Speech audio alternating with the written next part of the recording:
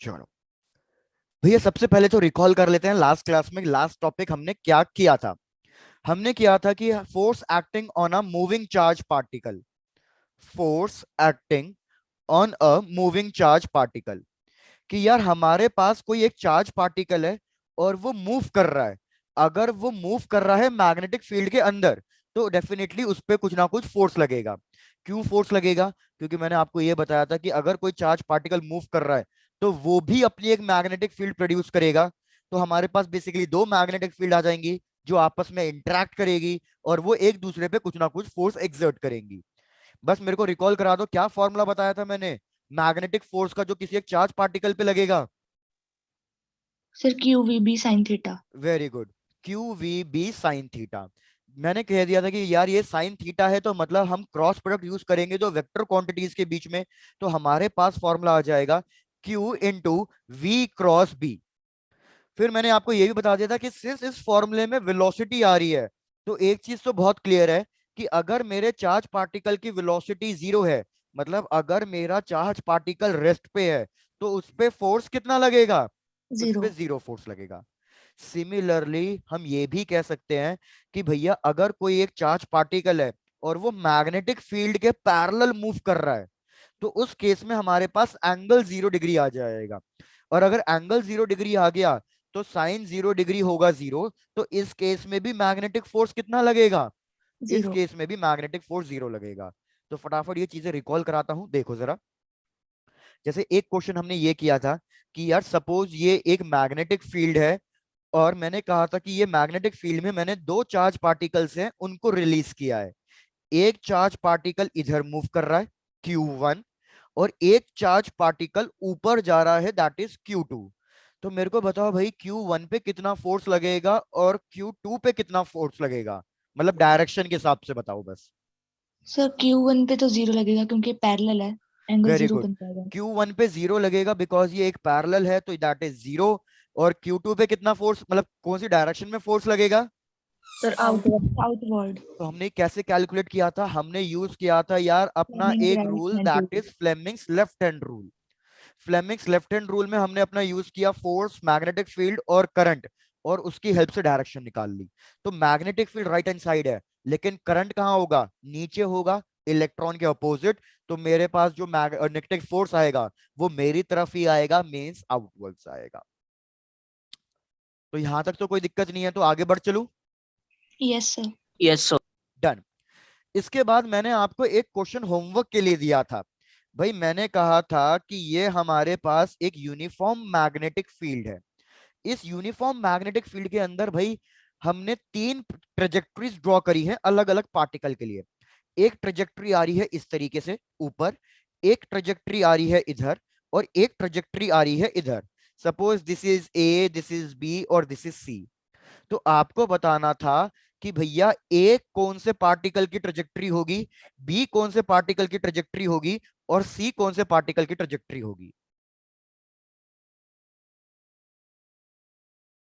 तो किसी ने ये क्वेश्चन किया कंप्लीट या नहीं किया? No sir. अरे भैया बहुत बढ़िया। सर चलो, ए पॉजिटिव।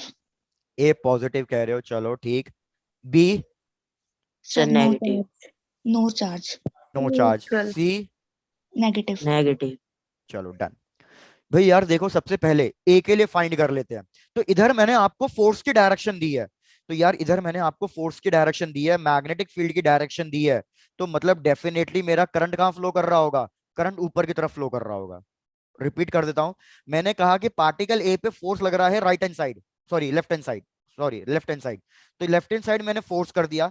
मैग्नेटिक फील्ड की फिंगर आपकी तरफ पॉइंट आउट होनी चाहिए क्योंकि इनवर्ड्स है, मतलब दूसरे वाले की तरफ पॉइंट आउट होनी चाहिए। तो अपने आप करंट कहां आ रहा है? ऊपर। तो अगर करंट ऊपर आ रहा है तो मतलब कौन सा चार्ज ऊपर जा रहा होगा? पॉजिटिव। Sir positive. पॉजिटिव। भैया सब लोग वापस आ जाओ, क्लास में कहाँ खो गए हो? बिल्कुल।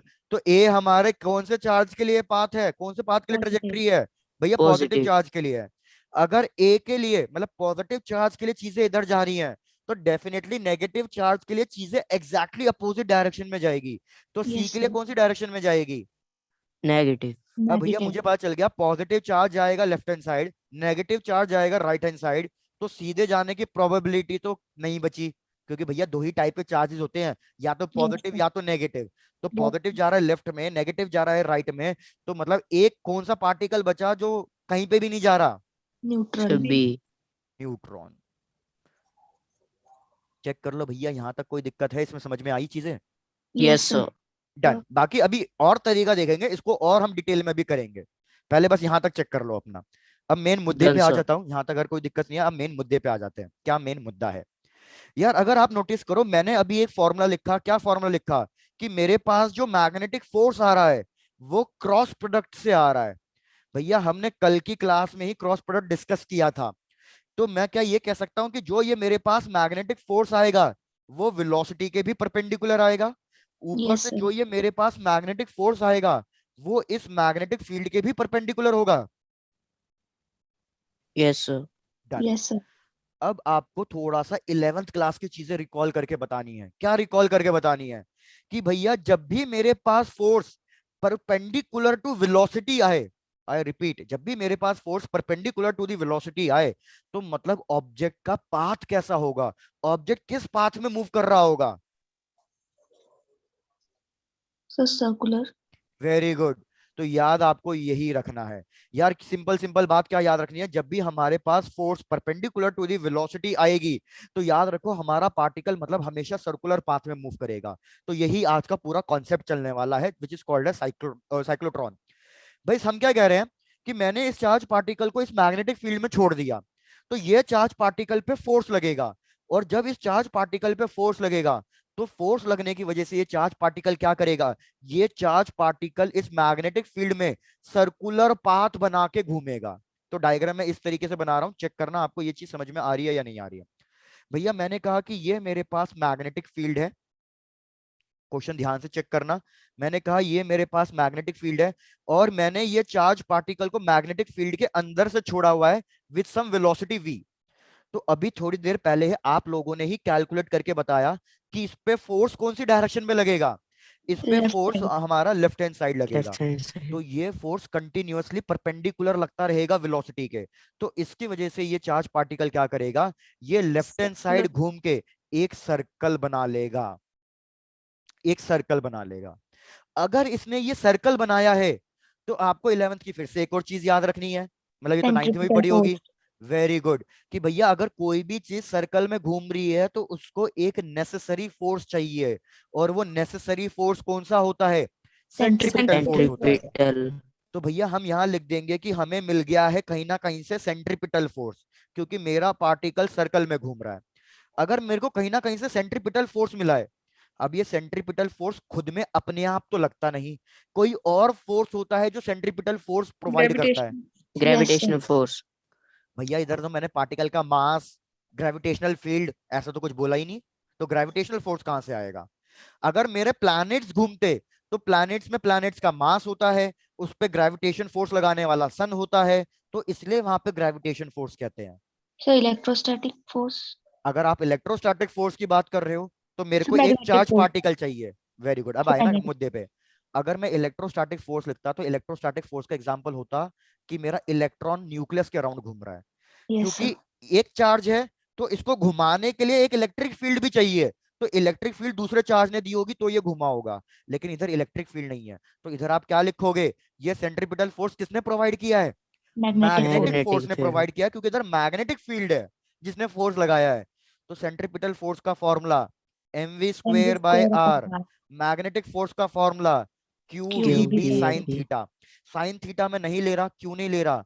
क्योंकि भैया जब कोई चीज सर्कुलर पाथ में घूमती है, तो रेडियस, वेलोसिटी कितना एंगल बनाती है? 90 डिग्री बनाती है, 90. साइन 91। तो इसलिए मैंने थीटा वाली चीज को हटा दिया। चेक करो क्या क्या चीजें कैंसिल आउट हो रही है, और मेरे को रेडियस का फॉर्मूला बताओ, बस इतना काम करना है। रेडियस का फॉर्मूला बताओ।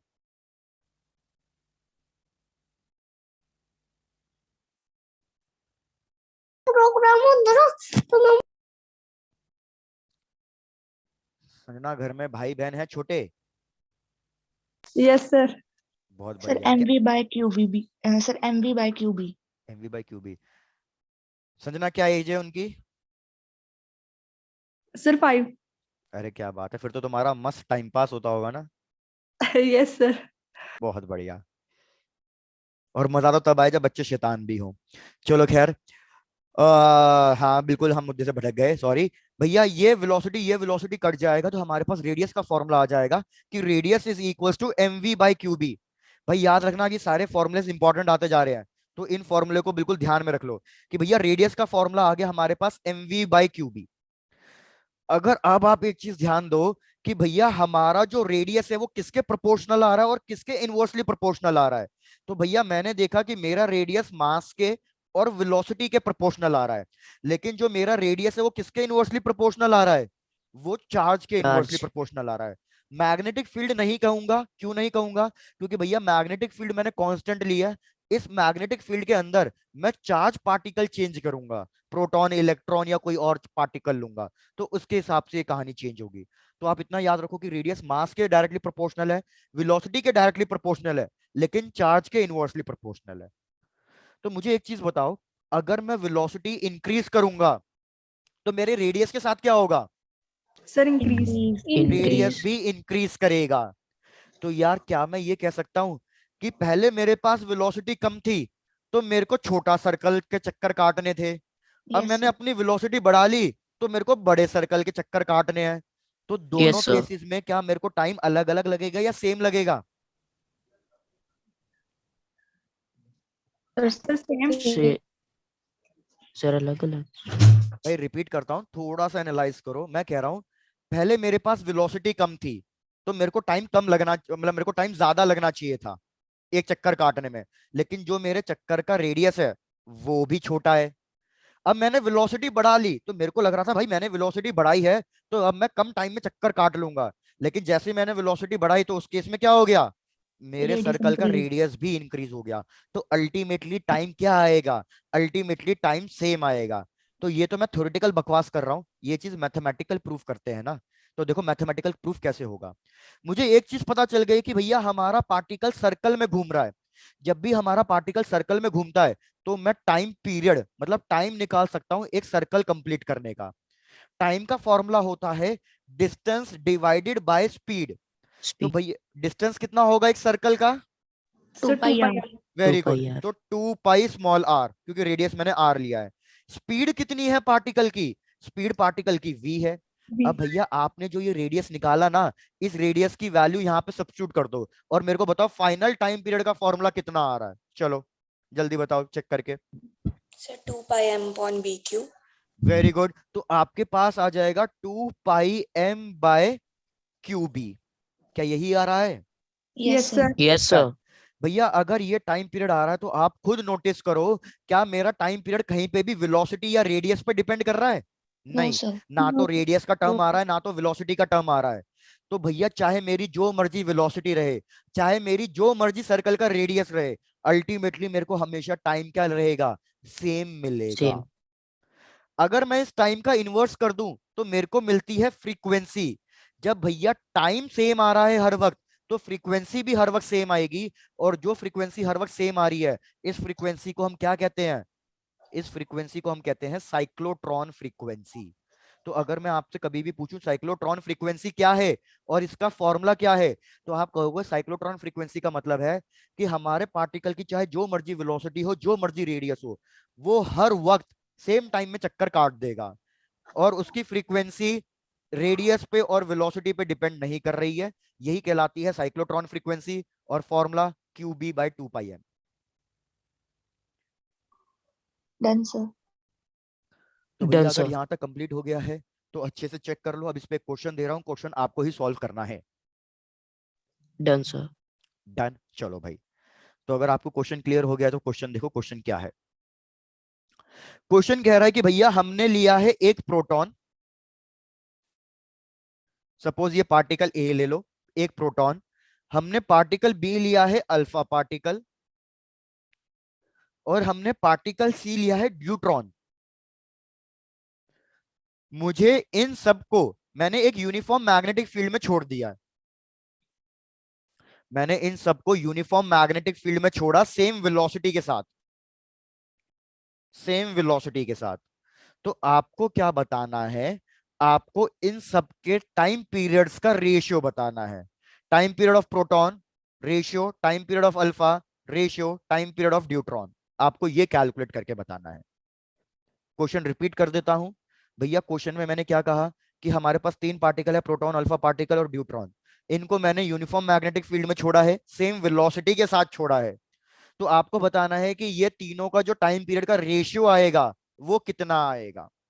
आपको ये कैलकुलेट करके बताना है। चलो ट्राई टू कैलकुलेट।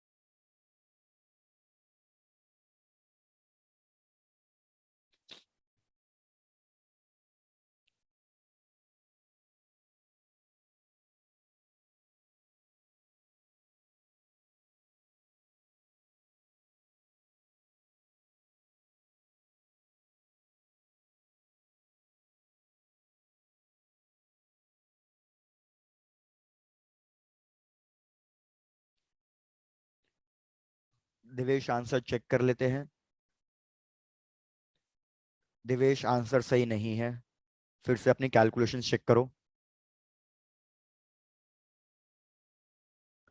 यार सबको ये तो पता है what is the relation between alpha particle and proton, what is the relation between deuteron and proton. Yes sir. बताओ क्या क्या रिलेशन होता है। सर चार्जेस का। चार्जेस का भी और साथ के साथ मासेस का भी।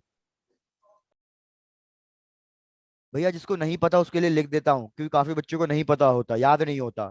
याद रखो हमारा जो अल्फा पार्टिकल है, जो उसका चार्ज होता है वो हमारा 2 times the charge of proton होता है। आई रिपीट, हमारे अल्फा पार्टिकल का जो चार्ज होता है वो 2 times the charge of proton होता है। वेयरएज चार्ज ऑफ ड्यूट्रॉन कैसा होता है, सेम होता है चार्ज ऑफ प्रोटॉन के बराबर।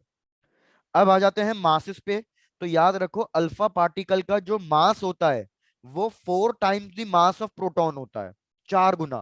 वेयरएस मास ऑफ ड्यूट्रॉन हमारा 2 times the mass of proton होता है।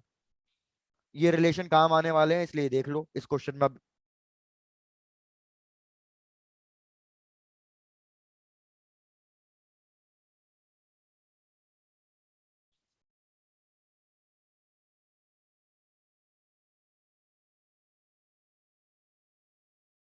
कैलकुलेट करके आंसर देना यार, give me a minute.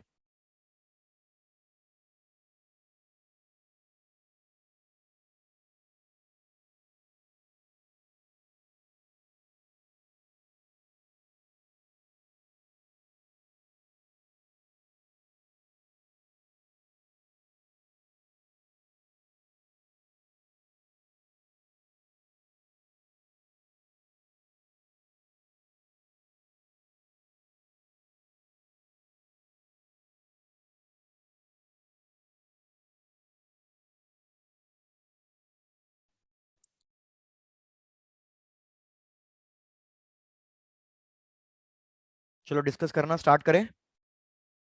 Yes sir. Yes, sir. चलो डन। भाई डिस्कस करना स्टार्ट करते हैं। सीधी सीधी बात है, आपको लिखना time period of proton ratio time period of alpha particle ratio time period of deuteron. तो अगर मैं प्रोटॉन की बात करूं और टाइम पीरियड का फॉर्मूला पूछ रहा हूं, तो पीछे से देख लो टाइम पीरियड का फॉर्मूला 2 πm/qb। तो यहां पे मैं लिखूंगा 2 π mass of proton mp, charge of proton qp, और ये मैग्नेटिक फील्ड सेम है।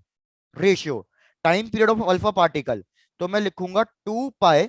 अब मास कितना हो जाएगा 4 mp डिवाइडेड बाय चार्ज की वैल्यू कितनी 2 टू टाइम्स, टाइम्स तो सर। यहाँ पे हो जाएगा 2qp और ये b। फिर आगे हमारे पास नेक्स्ट 2 π, चार्ज की वैल्यू है सेम, तो यहाँ पे सॉरी मास की वैल्यू डबल है, तो मास की वैल्यू हो जाएगी twice of mp divided by charge की वैल्यू में कोई डिफरेंस नहीं है, तो यहाँ पे हो जाएगा qp इंटू बी। पहले सब लोग यहाँ तक चेक कर लो जो मैंने लिखा क्या वो क्लियर है या नहीं। Yes sir. Yes, sir. बस यार अब चेक कर लो ना कौन कौन सी चीज कैंसिल आउट हो रही है। 2 π क्यू और ये बी, 2 पाई क्यू बी, 2 पाई क्यू पी बी, ये सब चीजें कैंसिल आउट हो गई। MP MP MP cancel out हो गया। तो चेक करो, यहां तो सब कुछ ही कैंसिल आउट हो गया है। तो यहां कितना बचा? 1। 1 यहाँ पे कितना बचा है? यहाँ पे 2 ऊपर 4 बचा है और नीचे 2 बचा है। तो कितना आएगा? 2 2 2। रेशियो यहाँ कितना बचा है? यहाँ सिर्फ 2 बचा है। तो this 2 is the final answer यार। Done sir. भैया ये क्वेश्चन इंपॉर्टेंट क्वेश्चन था, चेक कर लो। अगर अभी भी कोई डाउट लग रहा है तो फिर से रिपीट करना है क्या मेरे को? No sir. डन। बहुत रिपीटिव क्वेश्चन है ये। Done sir. डन। और इसलिए मैं बोल रहा हूँ ये वैल्यूज याद रखना कि what is the relation between alpha particle, proton and neutron. चलो डन। भैया यहां तक की चीजें क्लियर हैं तो आ जाओ नेक्स्ट इंपॉर्टेंट क्वेश्चन पे। नेक्स्ट इंपॉर्टेंट क्वेश्चन देखो क्या है। भैया हमने कहा कि हमारे पास है ना, ये एक लाइन है, सपोज दिस लाइन आप ले लो पी क्यू। इस लाइन के लेफ्ट हैंड साइड कोई मैग्नेटिक फील्ड नहीं है। जो भी मैग्नेटिक फील्ड है वो इसके राइट हैंड साइड ही है, और वो यूनिफॉर्म मैग्नेटिक फील्ड है। आई रिपीट, भैया हमने ये लाइन ड्रॉ कर दी पी क्यू, इसके सिर्फ लेफ्ट हैंड साइड कोई मैग्नेटिक फील्ड नहीं है। जो भी मैग्नेटिक फील्ड है वो सिर्फ और सिर्फ इसके राइट हैंड साइड ही है। हमने क्या किया, एक पॉजिटिव चार्ज लिया और इस पॉजिटिव चार्ज को फायर कर दिया है इस मैग्नेटिक फील्ड के अंदर। कितनी वेलोसिटी से फायर किया? v वेलोसिटी से फायर किया। इस चार्ज की पे ले लो, चार्ज है q, मैग्नेटिक फील्ड की वैल्यू मैंने आपको दी है b। आपको क्या क्या कैलकुलेट करना है, इसका मास भी ले लो m। फर्स्ट पार्ट, भैया आपको कैलकुलेट करना है what is the distance travelled by the particle. ध्यान देना क्वेश्चन पे, what is the distance travelled by the particle in the magnetic field. दूसरा पार्ट कि भैया आपको कैलकुलेट करना है कितना टाइम स्पेंड किया इस पार्टिकल ने मैग्नेटिक फील्ड के अंदर। कितना टाइम स्पेंड किया इस पार्टिकल ने मैग्नेटिक फील्ड के अंदर। और तीसरा पार्ट, आपको कैलकुलेट करना है कि भैया कितना इंपल्स दिया मैग्नेटिक फील्ड ने। पहले बस आप क्वेश्चन देखो, सॉल्व मैं करा रहा हूं, बस आप क्वेश्चन चेक करो क्वेश्चन क्लियर है या नहीं। Yes, sir. डन। अब क्वेश्चन की भैया भावनाओं को समझो। मैंने कहा कि भैया मैग्नेटिक फील्ड है, क्या ये चार्ज पार्टिकल मैंने मैग्नेटिक फील्ड के अंदर ही से ही मतलब मूव कराया, या बाहर से मूव करा के मैग्नेटिक फील्ड में एंटर करा रहा हूं? बाहर Sir, से from अंदर। outside. तो भैया याद रखना, ये वाला केस और ये वाले केस अलग हो गए। जैसे ये वाले केस में कंफ्यूज मत होना, इस वाले केस में मेरा चार्ज पार्टिकल पहले से ही मैग्नेटिक फील्ड के अंदर था, तो इसलिए इसने पूरा सर्कल कंप्लीट कर लिया। लेकिन यहाँ पे क्या हो रहा है भैया, यहाँ पे मैंने चार्ज पार्टिकल को मैग्नेटिक फील्ड के बाहर से छोड़ा है और वो मैग्नेटिक फील्ड के अंदर एंटर कर रहा है। तो आप क्या ये चीज याद रखोगे कि भैया हमारा पार्टिकल जितने एंगल से एंटर कर रहा है वो उतने ही एंगल से बाहर निकलना चाहिए। आई रिपीट, मेरा पार्टिकल जितने एंगल से एंटर कर रहा है वो उतने ही एंगल से बाहर निकलना चाहिए। तो मेरे को बताओ ये चार्ज पार्टिकल कितने एंगल से एंटर कर रहा है? 90 डिग्री। Sir, 90 degree. तो ये कितने एंगल से बाहर निकलना चाहिए? 90 degree. 90 डिग्री एंगल से बाहर निकलना चाहिए। पहले तो यहां तक चेक करो कि कोई दिक्कत है या नहीं। No sir. डन। अब दूसरी चीज, इंपॉर्टेंट चीज क्या याद रखना यार, मैग्नेटिक फील्ड का सिर्फ एक ही काम होता है, उसको डायरेक्शन चेंज कराना, मतलब सर्कल में घुमाना। वो कभी भी वेलोसिटी मतलब कभी भी स्पीड की वैल्यू चेंज नहीं करता। ये एक बहुत बड़ा डिफरेंस है इलेक्ट्रिक फील्ड में और मैग्नेटिक फील्ड में। इलेक्ट्रिक फील्ड पार्टिकल को एक्सिलरेट करता है। एक्सिलरेट करने का मतलब है कि ये पार्टिकल की स्पीड को चेंज कराता है। भैया या तो स्पीड इंक्रीज करेगा या तो डिक्रीज करेगा। लेकिन मैग्नेटिक फील्ड ऐसा नहीं करती।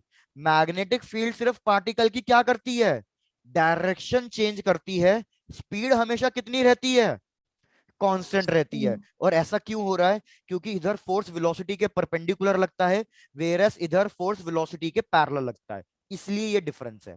तो इसलिए मैंने क्या करा, जितने वेलोसिटी से मेरा पार्टिकल एंटर कर रहा है मैंने पार्टिकल को उतनी ही वेलोसिटी से बाहर निकाला है। वेलोसिटी मैंने चेंज नहीं करी है। चेक कर लो, पहले दो पॉइंट्स क्लियर हो गए जो मैंने समझाए, एंगल वाला और Yes, sir. वेलोसिटी वाला। Yes sir. चलो भाई बहुत बढ़िया। अब भैया एक चीज और इमेजिन कर लो, बस क्या इमेजिन करनी है, मैं कह रहा हूं कि ये मेरा एक पार्टिकल है जो सर्कल में घूम रहा है। भैया मैंने इसको, सपोज ये सेंटर पॉइंट है ओ, मैंने इसको पॉइंट ए से एंटर कराया, तो पॉइंट ए पे जो वेलोसिटी है वो 90 डिग्री का एंगल बना रही है। तो आप मेरे को सोच के बताओ कि ये पार्टिकल अब कौन से पॉइंट से बाहर निकलेगा ताकि वेलोसिटी फिर से 90 डिग्री का एंगल बना ले।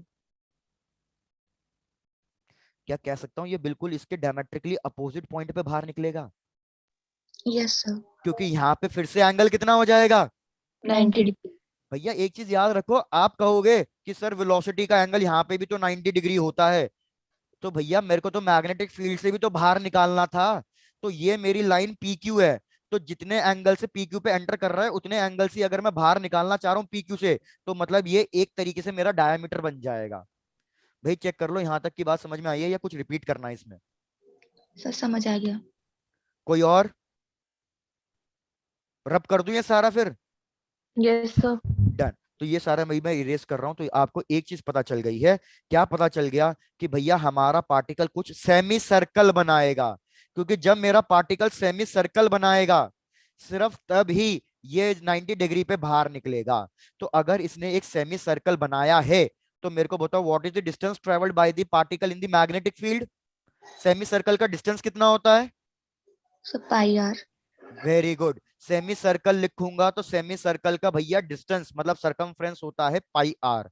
लेकिन एक दिक्कत है, आर तो मेरे को क्वेश्चन में रेडियस ऐसे कुछ वेरिएबल गिवन ही नहीं था, तो आप आर को रिप्लेस कर दोगे। कौन से वाले फॉर्मूले से रिप्लेस कर दोगे आर को।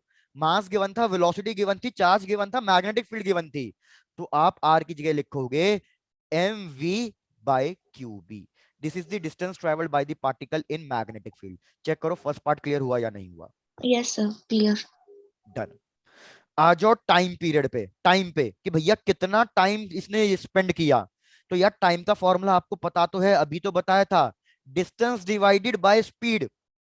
तो डिस्टेंस आपने ऊपर कैलकुलेट कर लिया, स्पीड की वैल्यू v गिवन है, जरा मेरे को टाइम कैलकुलेट करके दे दो। भैया डिस्टेंस की वैल्यू पता है, स्पीड की वैल्यू भी पता है, स्पीड स्पीड कट गया तो आपके पास पाई टाइम की M by value. Q. Pi M by Q B.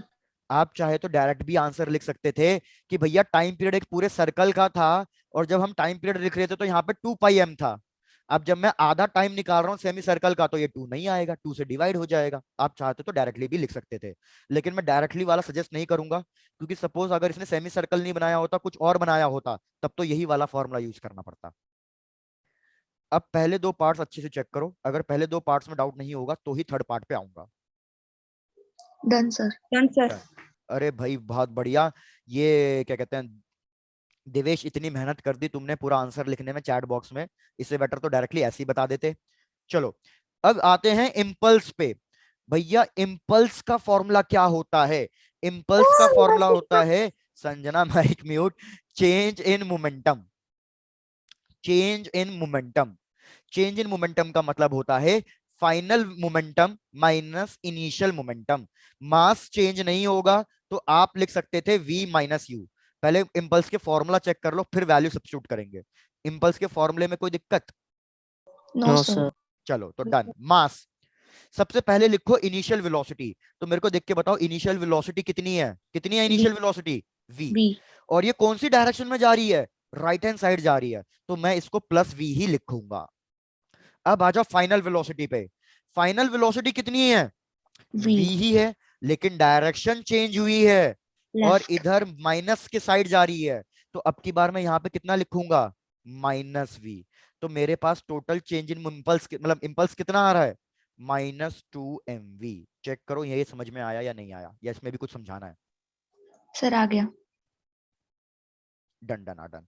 अगर सबको आ गया है तो कंप्लीट कर लो, क्वेश्चन कंप्लीट हो गया। Done sir. Done, very done good. Sir. चलो भाई बहुत बढ़िया। आ जाओ भैया नेक्स्ट पे। अब ये थोड़ा यार विजुलाइज करके देखना, क्योंकि यूजुअली होता क्या है ऑनलाइन क्लासेस में हम इस तरीके से समझाते हैं तो थोड़ा डिफिकल्ट हो जाता है, हल्का सा विजुलाइज कर लेना है इस टॉपिक को। क्या है topic, path followed by the particle. कि भैया हमारा जो पार्टिकल मूव कर रहा है मैग्नेटिक फील्ड में उसका क्या क्या पाथ बनेगा। तो जैसे एक केस तो हमने डिस्कस कर ही लिया। क्या केस डिस्कस कर लिया कि भैया अगर मेरे पार्टिकल की वेलोसिटी पैरेलल है मैग्नेटिक फील्ड के तो उसका पाथ कैसा होगा। No respond. Sir straight line. Very good, उसका पाथ स्ट्रेट लाइन होगा, मतलब there will be no magnetic force. Yes sir. भाई रिपीट कर देता हूं, मैंने कहा कि जैसे ये मेरे पास एक मैग्नेटिक फील्ड थी, अभी हमने ये किया ही था, मैं कह रहा हूं ये मैग्नेटिक फील्ड में मैंने पार्टिकल को इसी एंगल पे बना दिया, सेम वेलोसिटी इसी डायरेक्शन में फ्लो करा दिया, तो भैया इस पे कोई फोर्स नहीं लगेगा, तो इस पे फोर्स जीरो लगेगा, तो जैसे पार्टिकल जा रहा था भैया वैसे ही जाता रहे, हमें कोई तेरे साथ छेड़खानी नहीं करनी। तो पहला केस तो हम डिस्कस कर ही चुके हैं। अब जरा सेकंड केस पे आओ। अगर आप देखो हम सेकंड केस भी डिस्कस कर चुके हैं कि भैया इधर मैंने ले ली मैग्नेटिक फील्ड, ध्यान देना क्वेश्चन पे, इधर मैंने ले ली एक्स एक्सिस पे मैग्नेटिक फील्ड, और मैं वेलोसिटी दे रहा हूं चार्ज पार्टिकल को बिल्कुल परपेंडिकुलर, तो वेलोसिटी और मैग्नेटिक फील्ड परपेंडिकुलर आ गए, तो फोर्स कहां लगेगा? सर टूवर्ड्स मतलब सेंटर की तरफ, तो सर्कुलर आ जाएगा। यार आप सीधे देखो, मैग्नेटिक फील्ड इधर ली है, वेलोसिटी ऊपर की तरफ ली है, मतलब करंट ऊपर की तरफ फ्लो कर रहा है, तो मेरा मैग्नेटिक फोर्स किधर आएगा? इनवर्ड्स आएगा आप लोगों की तरफ। तो ये एक सर्कल बनाएगा, और जो ये एक सर्कल बनाएगा, ये सर्कल की डायरेक्शन क्या होगी? ये सर्कल की डायरेक्शन होगी क्लॉकवाइज। चेक करो ये बात क्लियर हुई या नहीं हुई? सर एक बार रिपीट कर दो। बिल्कुल। रियांशी मैं क्या कह रहा हूं, इधर आप इसको देखो, मैंने कहा मैग्नेटिक फील्ड मैंने एक्स एक्सिस पे लिया ना, यस सर। और करंट किधर फ्लो कर रहा है? जिधर मेरा पॉजिटिव चार्ज पार्टिकल मूव कर रहा होगा, तो वेलोसिटी मैंने ऊपर लिया, तो करंट कहां फ्लो कर रहा है? ऊपर की तरफ। सब अपना लेफ्ट हैंड ओपन करके देख लो भाई, तो मेरा थंब किस साइड ओपन हो रहा है? आप लोगों की साइड। थंब आप लोगों की साइड ओपन हो रहा है, तो मतलब ये इनवर्स डायरेक्शन हो गई, तो इधर फोर्स लगेगा, और ये मेरी मैग्नेटिक फील्ड को सेंटर लेके एक ऐसे सर्कल काटेगा, एक ही जगह पे सर्कल काटता रहेगा। चेक करो ये समझ में आया? यस सर आ गया। डन। भाई कोई और है जिसको कोई दिक्कत हो? No sir. भैया क्या दिक्कत है, बहुत ही कम बच्चे रिस्पॉन्ड करते हैं यार। No sir. हाँ चलो दिवेश, आ जाओ भैया थर्ड वाले पे, अब थोड़ा थर्ड वाला डिस्कस करते हैं। थर्ड वाला ज्यादा इंपॉर्टेंट हो जाता है। थर्ड वाले में यार हम क्या कर रहे हैं, यहाँ पे मैंने ले लिया भैया, हमारे पास है मैग्नेटिक फील्ड, और मैं क्या कर रहा हूं, अब की बार चार्ज पार्टिकल को किसी एक एंगल पे थ्रो कर रहा हूं। चार्ज पार्टिकल जो मूव कर रहा है वो किसी एक एंगल पे मूव कर रहा है, तो अब सोचो कि अब चार्ज पार्टिकल का पाथ कैसा होगा? सर हेलिकल मतलब वो क्वाइल्ड पाथ। Very good. तो क्वाइल्ड भैया पाथ। हमें करना क्या है, हम वेलोसिटी को दो पार्ट्स में स्प्लिट कर देंगे। अगर मैं वेलोसिटी को दो पार्ट्स में स्प्लिट करूंगा, तो ये वाली वेलोसिटी आएगी v cos थीटा, और ये वाली वेलोसिटी कैसे आएगी? V v sine sin theta. Theta. V sine. ये वेलोसिटी मैग्नेटिक फील्ड के पैरेलल आ रही है, तो उसको v पैरेलल लिखेंगे। ये वेलोसिटी मैग्नेटिक फील्ड के परपेंडिकुलर आ रही है, तो उसको v परपेंडिकुलर लिखेंगे। तो मेरे को बताओ, अगर v cos theta magnetic field के पैरेलल आ गई है, तो क्या इस पैरेलल कंपोनेंट पे कोई फोर्स लगेगा? No no sir. सर। कोई फोर्स नहीं लगेगा। लेकिन परपेंडिकुलर वेलोसिटी आ रही है, तो भैया इस पे मैग्नेटिक फोर्स लगेगा। और अभी हमने पता करा कि भैया मैग्नेटिक फोर्स जो लगता है परपेंडिकुलर वाला, वो इसको सर्कल में घुमा देता है, तो भैया यस यहां तक तो ये एक सर्कल में घूम जाएगा।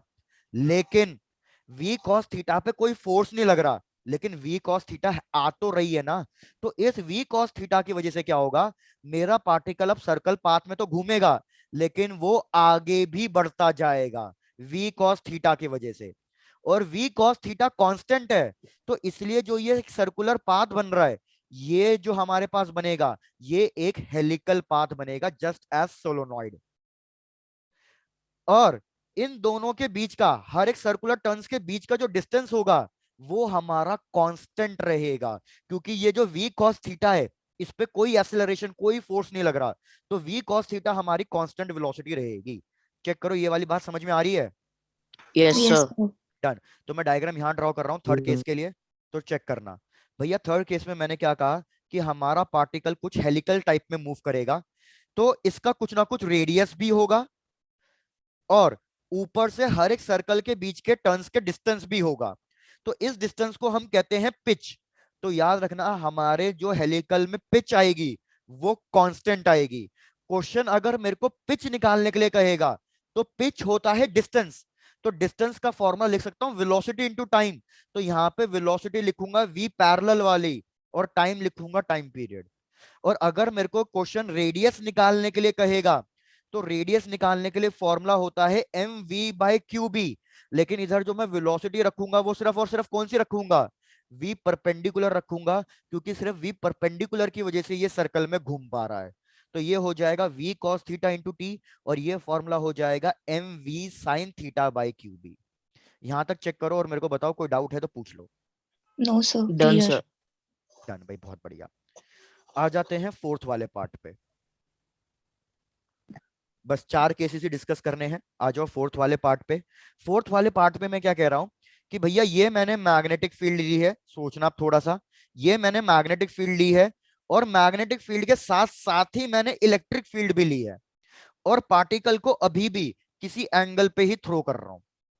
तो भैया अब सोच के बताओ, अब कैसा पाथ फॉलो होगा, अब क्या ट्रेजेक्टरी होगी मेरे इस चार्ज पार्टिकल की।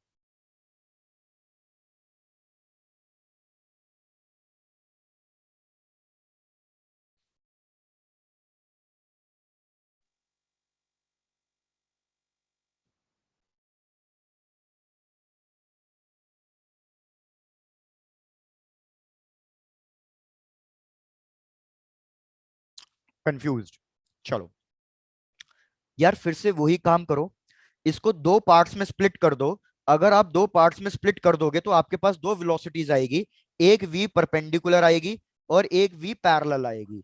तो v पैरेलल कितनी होगी, v cos थीटा, और v परपेंडिकुलर कितनी होगी, V V sine sine theta. v theta. sin theta. भैया एक चीज याद रखना, अगर मेरा पार्टिकल इलेक्ट्रिक फील्ड के परपेंडिकुलर मूव कर रहा है, ये इलेक्ट्रोस्टैटिक्स का पार्ट है, मुझे नहीं पता आपने ये चीज अच्छे से रिवाइज कर रखी है या नहीं कर रखी। अगर मेरा चार्ज पार्टिकल इलेक्ट्रिक फील्ड के परपेंडिकुलर मूव करता है, तो एक चीज याद रखो, परपेंडिकुलर मूव करने पे ये हमारा क्या कहते हैं, कितना वर्क डन आता है, कितना पोटेंशियल आता है, तो याद रखना पोटेंशियल 0 आता है, चेंज इन पोटेंशियल। ये इक्वी पोटेंशियल पॉइंट्स हो जाते हैं। तो हमारा इलेक्ट्रिक फील्ड इस पे कोई काम नहीं करती। इलेक्ट्रिक फील्ड अगर इस पे कोई काम नहीं करती, तो electric field v sin theta की वैल्यू के साथ कोई छेड़छाड़ नहीं करेगी। क्या ये बात क्लियर हुई या नहीं हुई, या रिपीट करनी है? Sir clear clear. Sir. 1 minute रुको यार प्लीज, 1 मिनट प्लीज। हाँ डन। मैं बोल रहा था कि भैया याद रखना कि अगर मेरा वेलोसिटी इलेक्ट्रिक फील्ड के परपेंडिकुलर है, तो इस केस में इलेक्ट्रिक फील्ड इस वेलोसिटी के साथ कोई छेड़छाड़ नहीं करेगी। तो यही चीज यहाँ पे भी हो रही है कि मेरा जो ये v sin थीटा आ रहा है, ये इलेक्ट्रिक फील्ड के परपेंडिकुलर आ रहा है, तो इलेक्ट्रिक फील्ड इस पे कोई इंपैक्ट नहीं डालेगी। लेकिन इस पे इंपैक्ट कौन डालेगा, इस पे मैग्नेटिक इंपैक्ट फील्ड। डालेगी मैग्नेटिक फील्ड, और मैग्नेटिक फील्ड। मैग्नेटिक फील्ड क्या करेगी, इसको एक सर्कल में घुमा देगी। अब v cos थीटा की वजह से पहले क्या हो रहा था पिछले वाले क्वेश्चन में, थर्ड वाले एग्जांपल में, v cos थीटा।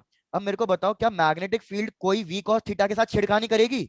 नो नहीं, सर। नो क्योंकि सर। भैया v पैरेलल तो मैग्नेटिक फील्ड के पैरेलल आ रही है, तो मैग्नेटिक फील्ड पैरेलल वाले के साथ कोई छेड़खानी नहीं करती, लेकिन यस। इलेक्ट्रिक फील्ड करती है। तो इलेक्ट्रिक फील्ड इसको क्या करने लगेगी, इलेक्ट्रिक फील्ड इसको एसिलरेट करने लगेगी। एक्सीलरेट। पहले एसिलरेशन नहीं हो रहा था, तो मेरा पिच कैसा आ रहा था, मेरा पिच कांस्टेंट। कांस्टेंट आ रहा था। कांस्टेंट। तो अब की बार क्या होगा, पार्टिकल अभी भी हेलिकल में ही जाएगा, लेकिन अब की बार आपका पिच कांस्टेंट नहीं आएगा, आपके पिच की वैल्यू इंक्रीज करती जाएगी। चेक करो, क्या ये चीज समझ में आई? Yes sir. Yes sir. हमारे पास कैलकुलेशन सिर्फ थर्ड वाले पार्ट की है, कि थर्ड वाले पार्ट में मैं पिच निकालूंगा, रेडियस निकालूंगा। फोर्थ वाले पार्ट में मेरे को कुछ कैलकुलेट नहीं करना, सिर्फ थ्योरेटिकल डिस्कशन करना है। तो ना तो मैं इसका रेडियस निकाल रहा हूं, ना तो मैं इसका पिच निकाल रहा हूं, सिर्फ थ्योरेटिकल डिस्कशन करना है कि इधर भी हेलिकली बनेगा, लेकिन अब की बार पिच नॉन यूनिफॉर्म होगा। अब की बार जो पिच होगा वो नॉन यूनिफॉर्म होगा, बस इतना याद रखो। चेक कर लो चारों केसेस क्लियर हुए या नहीं हुए। Done done sir. Sir, clear. चलो भैया बहुत बढ़िया। अब ऐसा करते हैं, एक लास्ट केस लेते हैं, और वो लास्ट केस भी एक टॉपिक ही है। क्या टॉपिक है वो, तो इसको टॉपिक की तरह नहीं, इसी तरीके से ले लेते हैं फिफ्थ केस की तरह। ध्यान दो।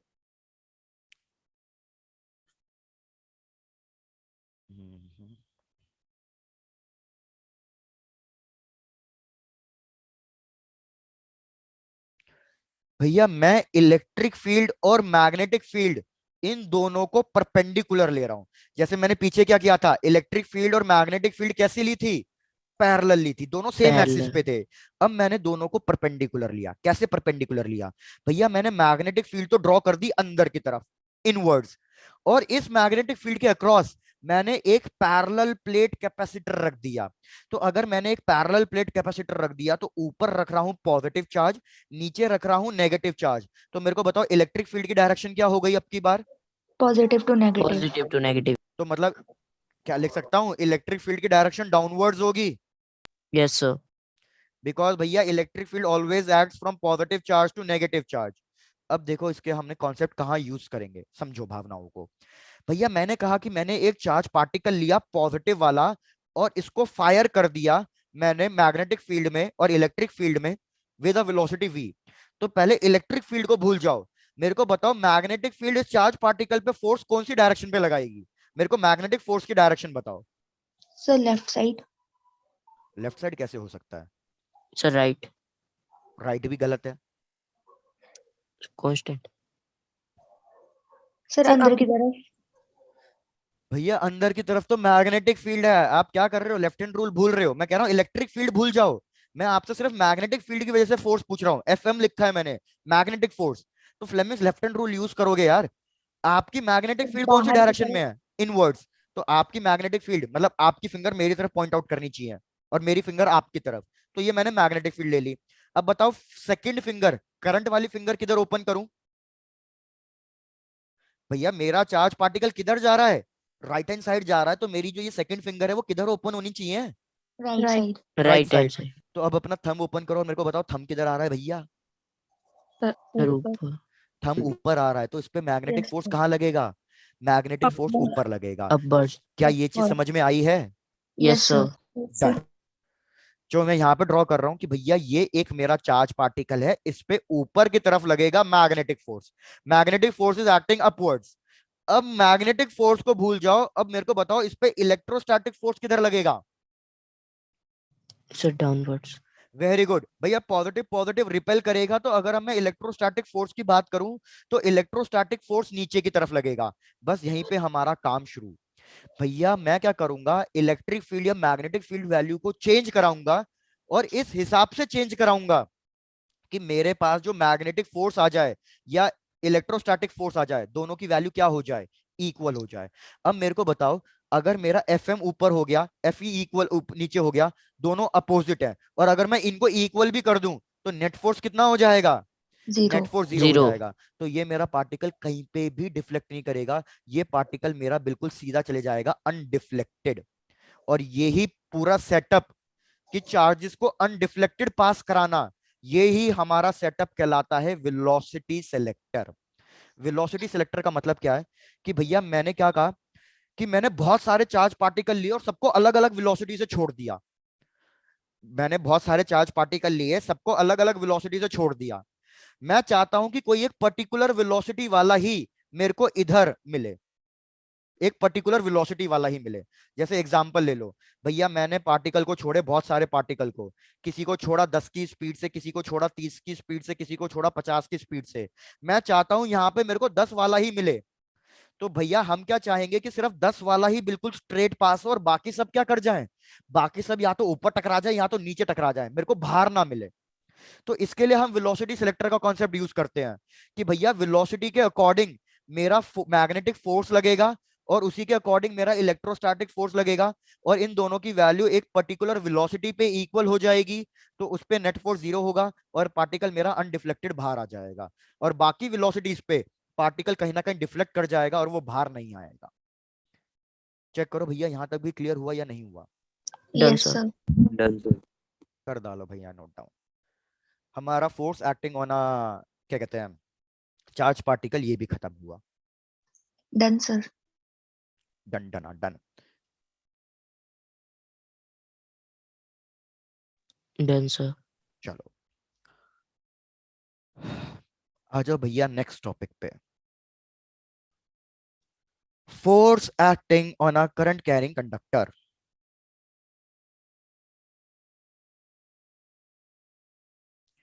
यार फिर से बस उसी तरीके से एनालाइज करना है।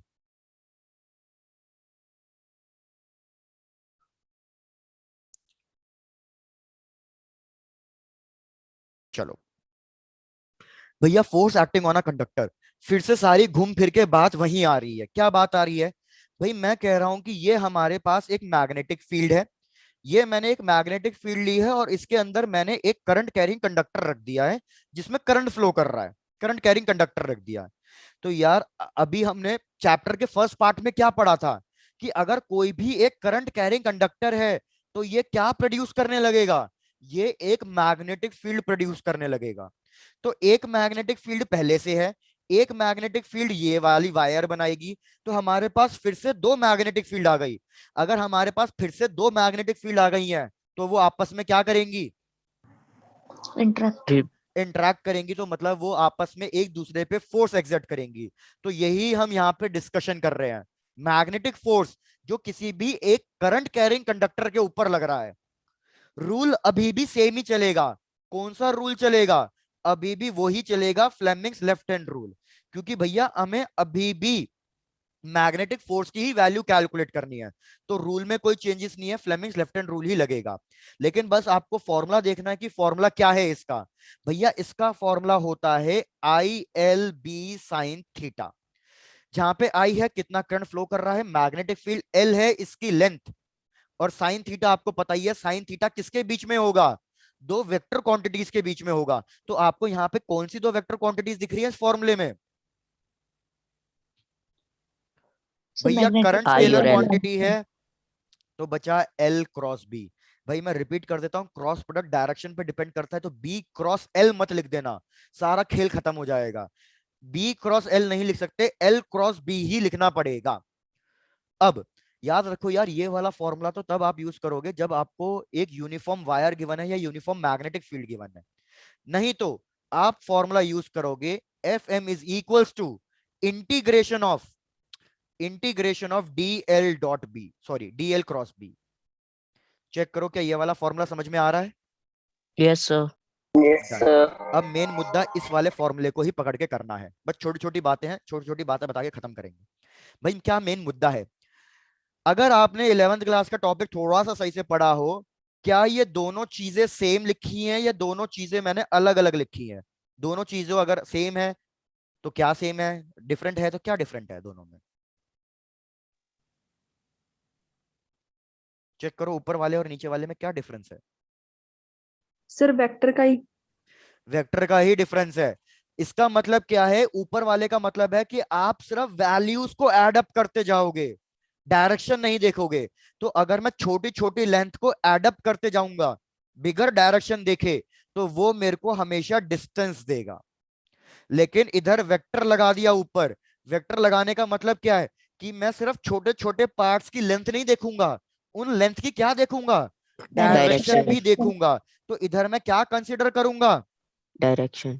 डिस्प्लेसमेंट, डायरेक्शन कंसीडर करके, तो मेरे को इंटीग्रेशन करके क्या मिलेगा, डिस्प्लेसमेंट Displacement। मिलेगा। डिस्प्लेसमेंट। तो ये चीज याद रखना, इधर डीएल वेक्टर है, तो मतलब मेरे को टोटल वायर की लेंथ से कोई मतलब नहीं है, मेरे को किससे मतलब है, उन दो वायर Displacement। के एंड पॉइंट्स के बीच के डिस्टेंस से, डिस्प्लेसमेंट से मतलब है। क्या ये वाली बात क्लियर हुई। Yes, yes sir। सर। जैसे एक एग्जांपल से समझाता हूं, चेक करना आपको ये चीज समझ में आ रही है या नहीं आ रही है। भैया मैंने क्या कहा, मैंने ये एक यूनिफॉर्म मैग्नेटिक फील्ड लाइंस ली है, ये मैंने एक यूनिफॉर्म मैग्नेटिक फील्ड लाइंस ली है, और इसके अंदर मैंने एक सर्कुलर लूप रख दिया है जिसमें करंट फ्लो कर रहा है आई। आपको बताना है कि इस सर्कुलर लूप पे कितना मैग्नेटिक फोर्स लगेगा। तो अगर मैंने एक ये सर्कुलर लूप लिया है, सर्कुलर लूप लेने का मतलब क्या है, मैंने एक क्लोज लूप लिया है। अगर मैं कोई भी एक क्लोज लूप ले रहा हूं तो उसका डिस्प्लेसमेंट डीएल वेक्टर का इंटीग्रेशन कितना आएगा, सर 2 पाई। सर 2 पाई r की इंटीग्रेशन जो। संजना वो तो डिस्टेंस हो गया, मैंने कहा मैं वेक्टर चाहता हूं, डिस्प्लेसमेंट चाहता हूं, डिस्टेंस नहीं Zero। चाहता। जीरो। भाई वेरी गुड, रिपीट कर देता हूं, किसी को नहीं समझ में आया कोई दिक्कत नहीं है, समझो। भाई 11th क्लास का थोड़ा सा हल्की सी चीज पढ़ते हैं, मतलब 9th की है बेसिकली। क्वेश्चन ने कहा कि भैया मेरे ऑब्जेक्ट ने पॉइंट ए से स्टार्ट किया, वो बी तक चला, फिर वो सी तक चला, फिर वो डी तक चला, और डी से वापस ए पे पहुंच गया। तो अगर मैं आपसे पूछता कि भैया इसका डीएल इंटीग्रेशन बताओ, तो आप डिस्टेंस बताते, तो डिस्टेंस कितना हो जाता, डिस्टेंस हो जाता A B plus B C plus C D plus D A. लेकिन अगर मैंने आपसे पूछा है डीएल वेक्टर का इंटीग्रेशन, तो आपको देखना है स्टार्टिंग पॉइंट और एंड पॉइंट। तो मेरे को बताओ स्टार्टिंग पॉइंट क्या था, ए ए, एंड पॉइंट क्या है, ए ए है। तो भैया डिस्प्लेसमेंट कितना आएगा जब स्टार्टिंग पॉइंट और एंड Zero. पॉइंट सेम है तो? जीरो तो याद रखना हर एक क्लोज्ड लूप के लिए, हर एक क्लोज्ड लूप के लिए डीएल वेक्टर का इंटीग्रेशन कितना आएगा, जीरो जीरो आएगा। तो इस पे मैग्नेटिक फोर्स कितना लगेगा, जीरो जब भैया डीएल की वैल्यू जीरो है तो मैग्नेटिक फोर्स भी कितना आएगा, जीरो जीरो आएगा। तो यही चीज यहाँ पे लिख लो एज अ स्टेटमेंट फॉर्म में, कि चाहे भाई आप कोई भी क्लोज लूप क्यों ना लो, किसी भी शेप का, स्क्वायर, रेक्टेंगल, ट्रायंगल, कुछ भी, अगर आपको ये क्लोज लूप ले रहे हो और उसको यूनिफॉर्म मैग्नेटिक फील्ड में रख रहे हो, ये भी एक कंडीशन होनी चाहिए।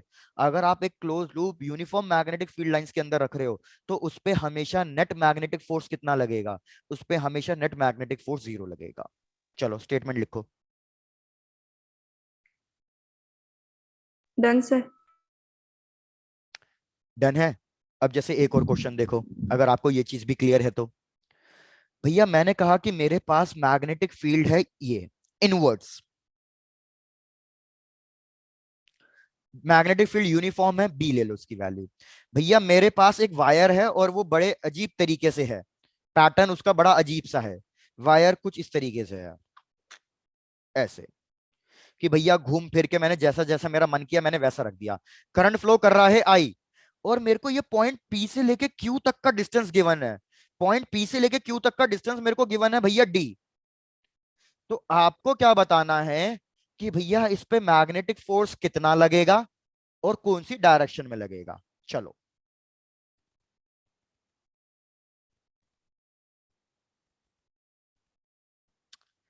तो मैग्नेटिक फोर्स का formula current into length displacement into magnetic field. अब मेरे को बताओ मैं डिस्प्लेसमेंट लूंगा तो कितना डिस्प्लेसमेंट आएगा इसका, स्टार्टिंग पॉइंट पी है, एंड पॉइंट क्या है, क्यू, सर डी तो हमारे पास आ जाएगा डी। तो ये हो गया मैग्नेटिक फोर्स, सीधा सा सिंपल। क्या इस क्वेश्चन में कोई दिक्कत है? No, sir. डन। अब बात करनी है डायरेक्शन की। तो यार आप इस पूरी वायर को रिप्लेस करके एक सिंगल लेंथ बनाओगे कि भैया ये सिंगल लेंथ है पी और क्यू, और इसमें करंट डाउनवर्ड्स फ्लो करेगा। डाउनवर्ड्स क्यों फ्लो करेगा, क्योंकि करंट मेरा इस तरीके से एंटी क्लॉकवाइज जा रहा था तो डाउनवर्ड्स। तो यार अब मेरे को आप अपना फ्लेमिंग्स लेफ्ट हैंड रूल लिख के बता दो कि इस पे मैग्नेटिक फोर्स कौन सी डायरेक्शन में लग रहा है। Magnetic field inwards, current downwards, तो मेरे को बताओ फोर्स किधर लग रहा है, right hand. Right Right. Side बस किस्सा खत्म।